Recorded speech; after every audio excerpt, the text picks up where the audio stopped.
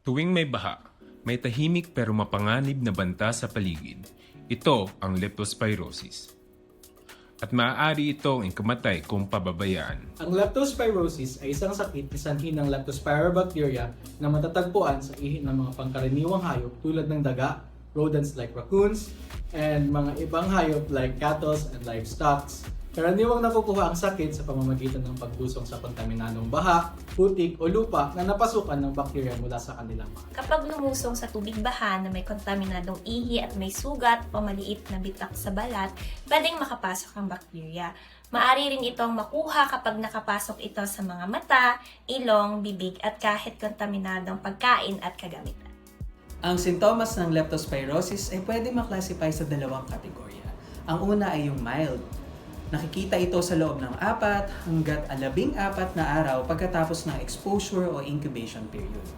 Ang mga sintomas ay mataas na lagnat, panginginig, pananakit ng ulo at katawan, pula o iritadong mata, maaari ring magkaroon ng pagtatae o pagsusuka, rashes at madaling pagkapagod.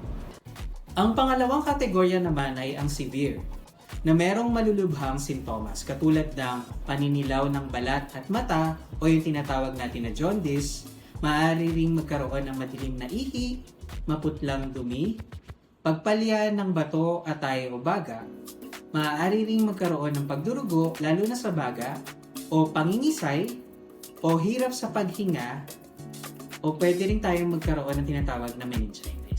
Aring humantong sa Wales disease, kung saan mabilis maapektuhan ang atay, bato, puso at baga. May hanggang 20% na fatality rate lalo na kung kidney failure ang nangyari. Ang agarang antibiotic tulad ng doxycycline o penicillin ay epektibo kung sinimulan agad.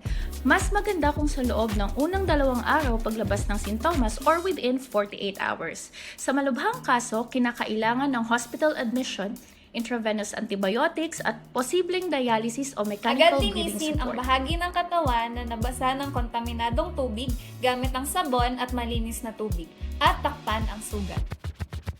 Panatilihing malinis ang kapaligiran at kontrolin ang populasyon ng daga sa bahay at bakuran.